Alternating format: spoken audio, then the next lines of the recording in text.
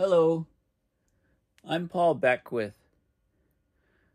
In recent videos, I've talked a fair amount about the AMOC, or the Atlantic Meridional Overturning Circulation, because it's such a vital system on our planet. It's a vital part of the climate system, the overall system, how heat moves from the equator to the poles in the atmospheric circulation patterns, also in the ocean circulation patterns. And you know, we've had an AMOC that's slowing down, and we're approaching a possible tipping point where it abruptly shuts off.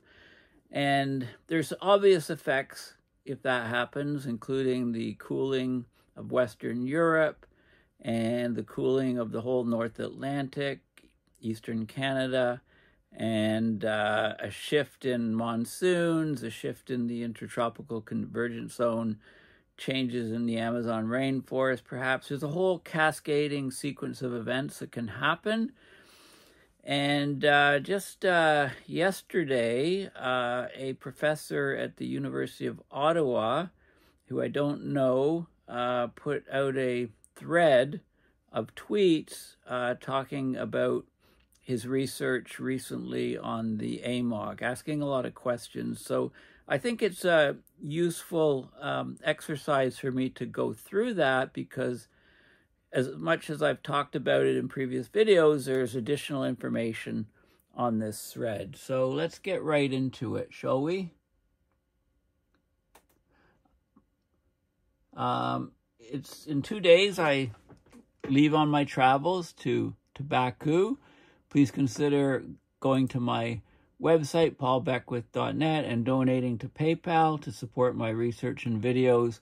Or you can directly go to the GoFundMe. I'll put a link in the description to consider offsetting my direct costs of air flight and accommodation and food, etc. There's a GoFundMe which my friend Heidi set up for me and organized it for me to go to the UN climate conference. So just going in a couple of days, lots of stuff to do before I leave. Okay, so this is a graphic showing a highly simplified schematic of the Atlantic Meridional Overturning Circulation.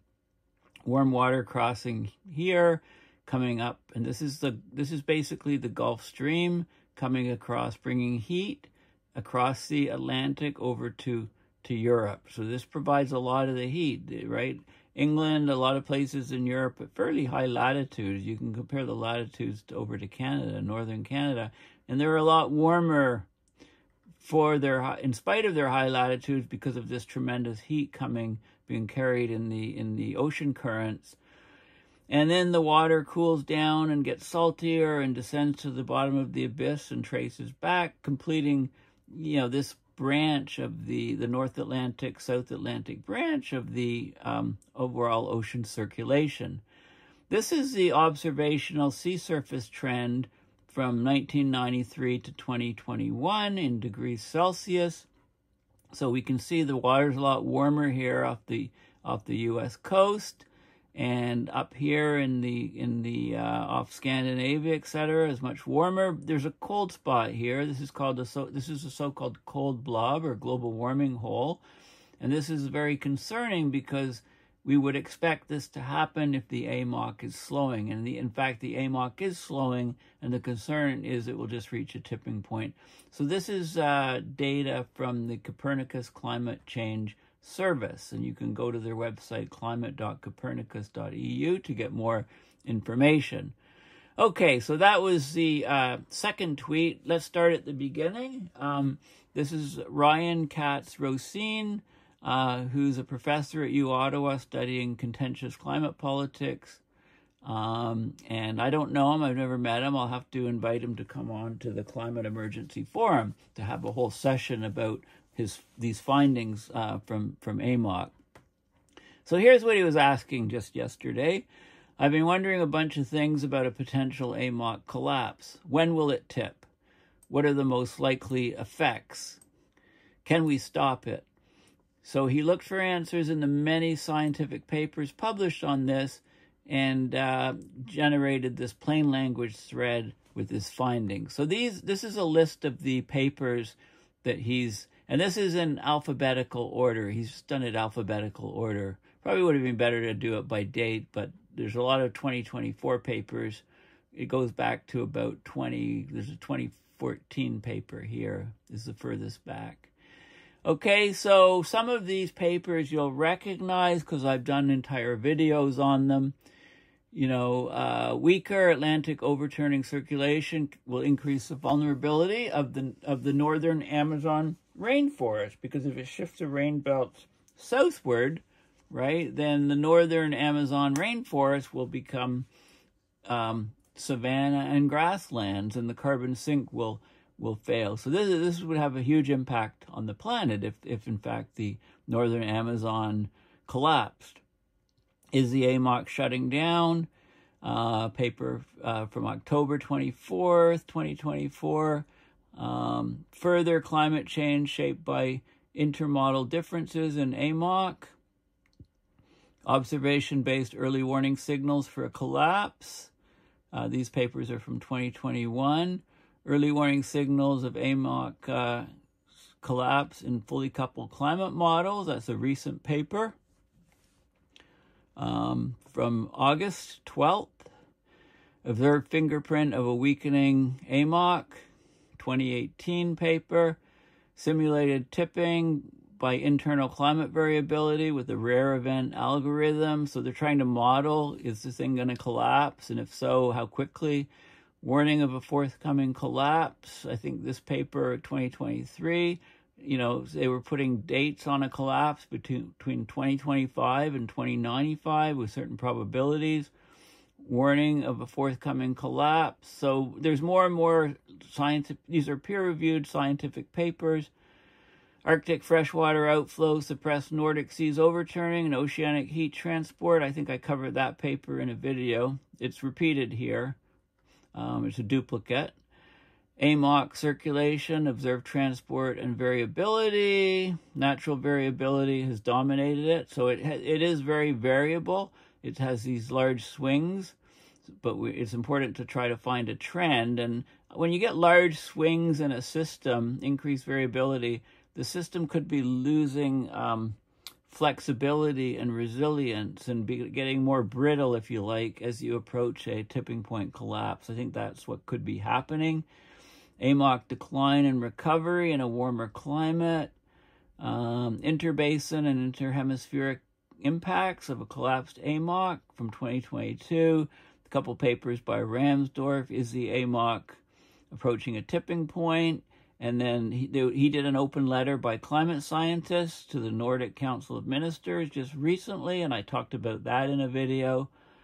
Ongoing AMOC and related sea level and temperature change after achieving Paris targets, 2020 paper. Probability estimates of a 21st century AMOC collapse and physics-based early warning signals. Do we have early warning signals to know that the AMOC is about to collapse? That's a very important paper. Okay, so you can Google any of these titles and find these papers. Some will be behind paywalls, other ones won't be. You'll be able to access the PDF. So it's a good sort of overall summary for you. Now, WTF is the AMOC.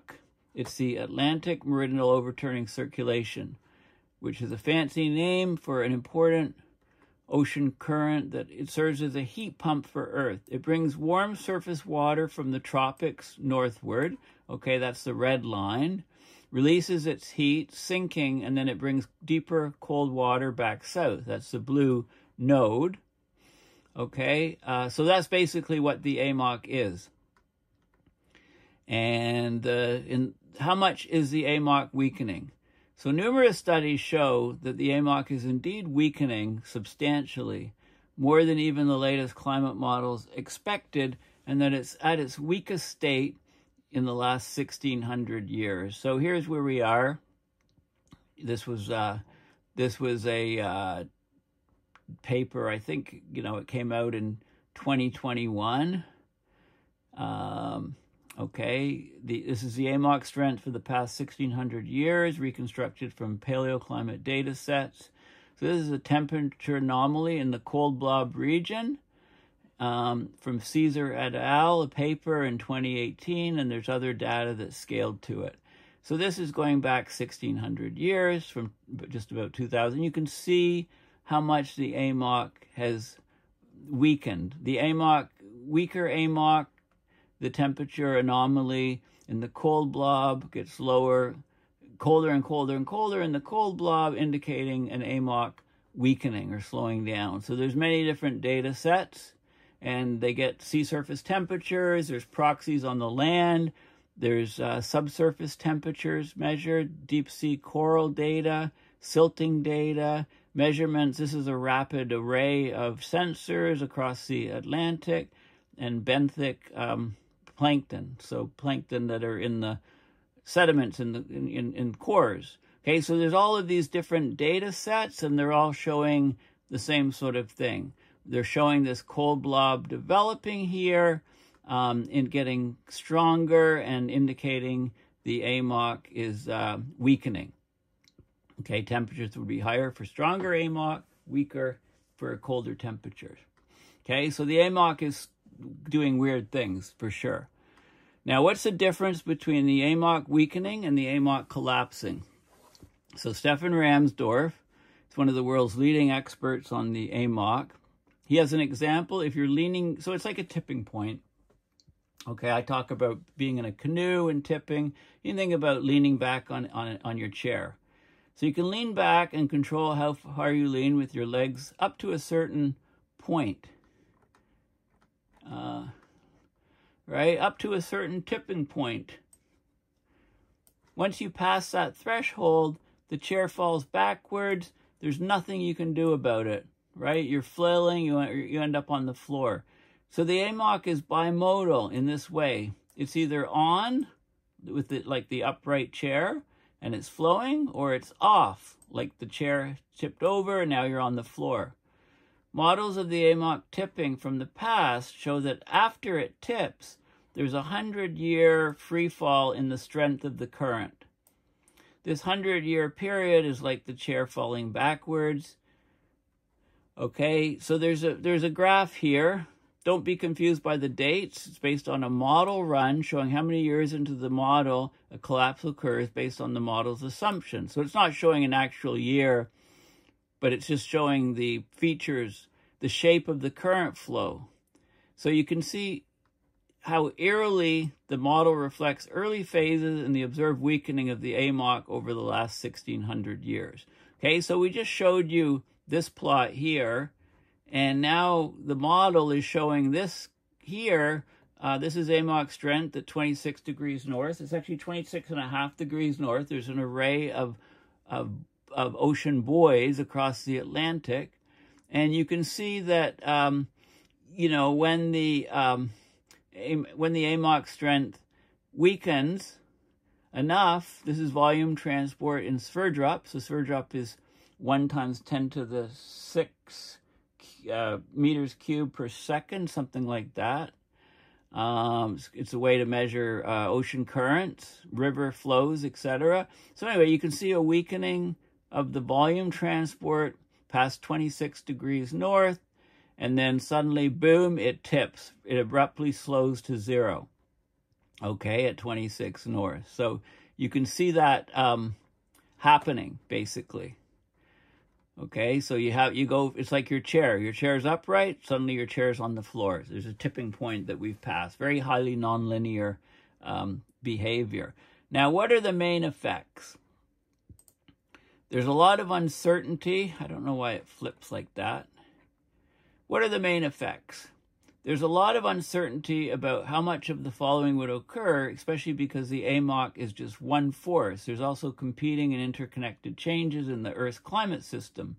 But generally speaking, the main expected impacts of an AMOC collapse are we'd get a significant expansion of the cold blob area size into northern Europe. Eventually, some areas like Scotland, England, Scandinavian countries would become much colder than present. In some of these places, it will eventually be too cold for agricultural production in these places. Scotland and the Scandinavian countries. We're talking about maybe drops of up to, 5, 6, 7, 8 degrees Celsius in the UK, and maybe even 16 Celsius drops in Scandinavian countries. These are mean annual yearly temperatures. It's going to get cold in those regions.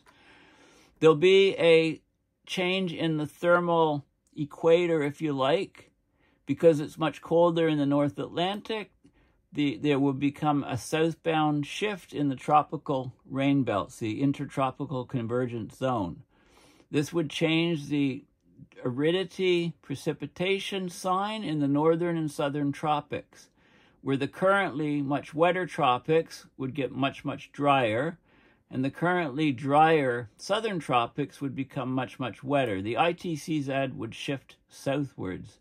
This is again catastrophic for agricultural production, since we're talking about eventually the potential conversion of areas that are naturally tropical rainforests now will be converted into dry savannas, and areas that are right now dry savannas further south will become tropical rainforests. Not good, right? Not good for growing crops, especially during that shift. Note, this figure shows temperature and precipitation 300 years into a model of AMOC collapse and a doubling of atmospheric CO2. It's not quite a clear representation of what things would look like this century, even if the AMOC starts tipping.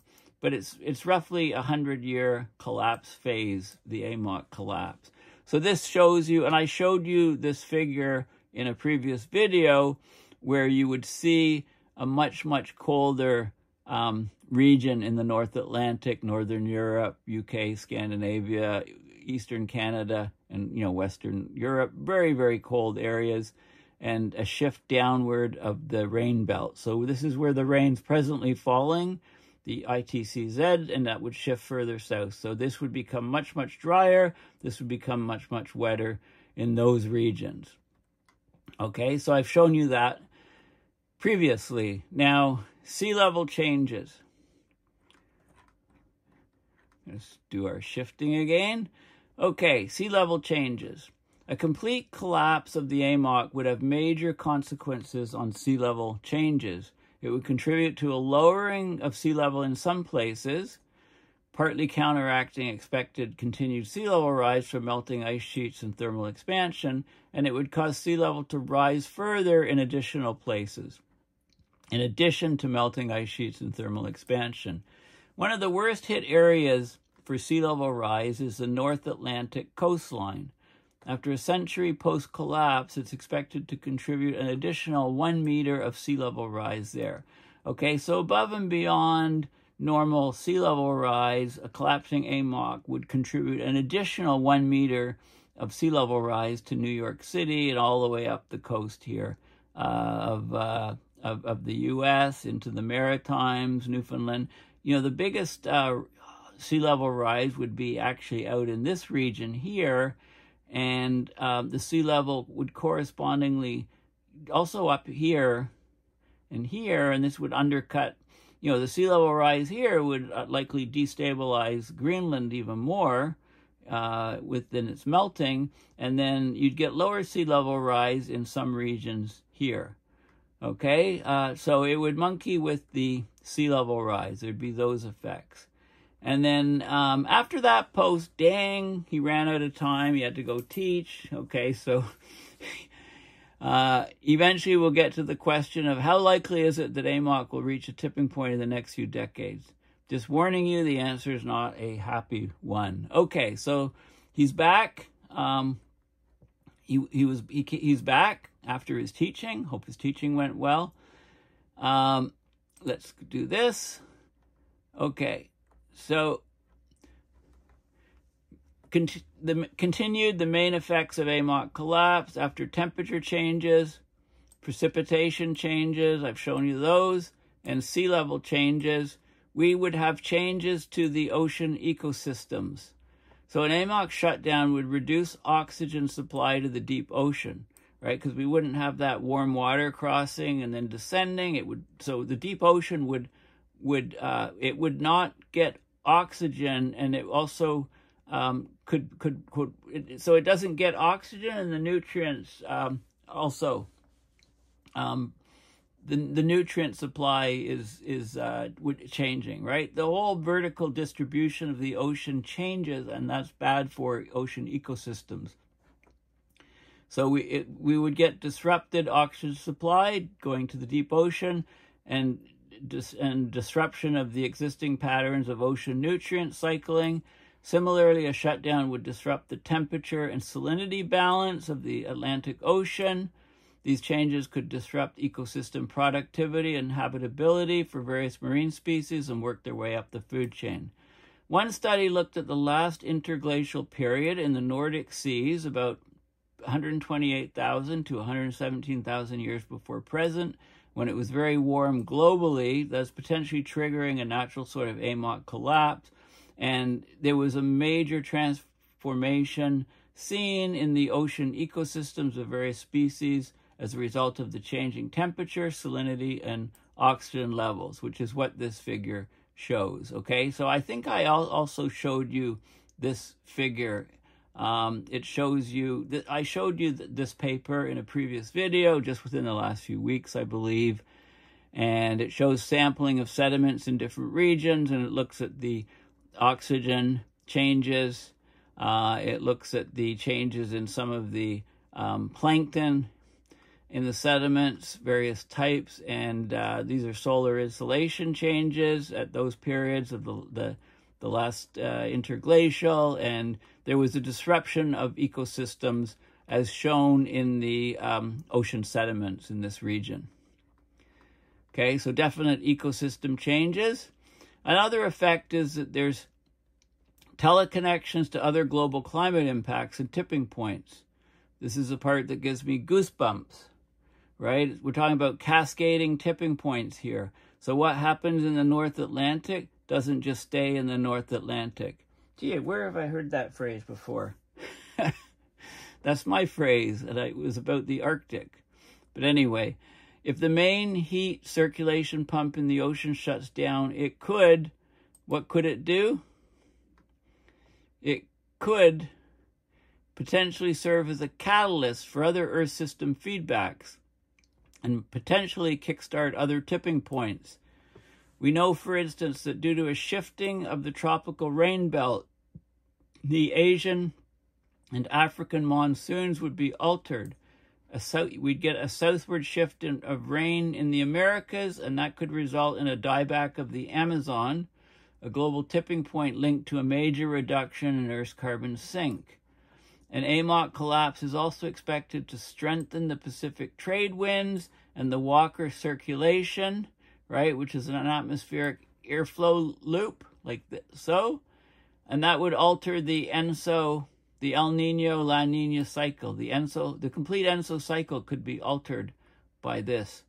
Finally, a collapse of the AMOC could lead to modest warming around Antarctica, which could exacerbate ice sheet loss, further contributing to global sea level rise. Well, guess what's happening around Antarctica since about 2015, right? We've had record loss of sea ice, Antarctica sea ice, and it caught people completely by surprise because it had been increasing about 1.5% per decade up until that point, and then it just reversed. So we're actually seeing modest warming around Antarctica and collapse of ice sheet, or the sea ice anyway, and that an acceleration of ice sheet loss, which does contribute to global sea level rise. Okay, there's a lot of uncertainty with all of these risks. So this just shows you this is the Walker circulation, right? It's coming this way. At high altitudes on the surface, it's coming this way. It causes the trade winds. So if this is stronger, the trade winds intensify. It keeps more hot water over in this region. And it affects weather pattern. It ties into global weather patterns and changes where the monsoons are, and has huge effects on which parts of the planet, the distribution of warming, the distribution of the sinks and sources. Some sinks are failing, the Amazon rainforest, right, shift, right? So there's all of these different factors that can occur. sea ice extent, AMOC on, AMOC off, right? You can look in the details of this plot. There's loads of stuff in here about showing the atmospheric circulation and the ocean circulation and different temperatures and anomalies. So all of these things can happen, but there's a lot of uncertainty about the risks. So here's a question, one of the key questions. How soon could this thing reach a tipping point? The latest IPCC report, AR6, published in 2023, stated that there was medium confidence that the AMOC would not collapse abruptly before the end of this century. That doesn't give me a whole lot of confidence. A number of more recent studies have sounded the alarm that even the IPCC report underestimates the risk of a potential AMOC collapse this century. A paper published last year estimates collapse around the middle of this century or sometime between 2025 and 2095 with a 95% confidence interval. Well, 2025 is next year. Another study that's currently under peer review gives a more precise range of between 2037 and 2064 with a 10 to 90% confidence interval, and notes that the mean estimate for AMOC collapse is the year 2050. Well, that's 26 years from now. The preprint, right, it's not peer-reviewed yet. It's a preprint. It's being peer-reviewed as we speak. It says the AMOC is on a tipping course, and there's a 59% chance, plus or minus 17%, that the AMOC collapses before 2050. And I did a separate video on this preprint. This suggests that a tipping point may actually have occurred decades ago. Could have already passed it. We're just seeing changes in the AMOC now, right? The tipping, it's not like it takes a while for your chair to tip over. This is a climate system. Studies note that a change point linked to salinity changes likely was reached back around 1970, rather. And then in this recent open letter to the Nordic Council of Ministers, scientists noted there's a possibility AMOC collapse is triggered this century, but only fully plays out in the next. It's way too close for comfort. And again, here's the AMOC strength at 34 degrees south. This is the volume transport in sphere drops, so it's meters cubed per second, million meters cubed per second. I think all the rivers of the world, if you add up the flows, it's about a sphere drop, one sphere drop, something like that, or maybe a couple sphere drops. But anyway, this is a huge change. The ocean currents are massive volume flow rate. And this shows you some of the forcings, freshwater transport in sphere drops, different forcings and so on from the model. So basically, it could happen anytime. Shamelessly plugging in our work on the potential collapse of the AMOC on species distributions. So there's a paper here which looks at animal and plant diversity and how that could change in different places with an AMOC collapse. I'm not familiar with that work. I may have to do a separate video on it. Okay, so that's basically the situation. Okay, so, it's a thread. Maybe things will be added to it. There's still a lot of things that we don't know about the AMOC, but I think the thread actually puts a lot of things nicely in context. It gives the main key references over the last few years, and, goes to, a long way to sort of making us think about these questions. When will it tip? What are the most likely effects? Can we stop it? Right? So that's the whole point of this video. So thank you for listening. Again, I'm leaving in just a couple of days for Baku, Azerbaijan, to COP29. So please consider donating to my PayPal to support my research and videos, or more specifically to my GoFundMe to offset directly expenses, out-of-pocket expenses that I'm paying in order to go and attend the conference.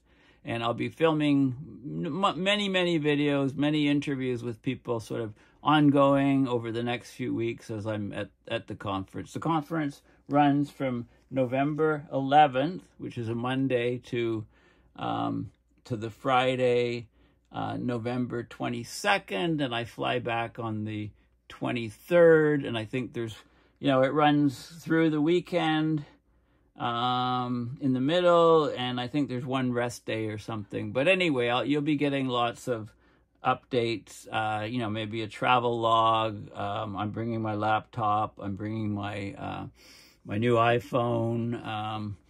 And yeah, there's lots of things in the works to you know, interview people, try to make a difference.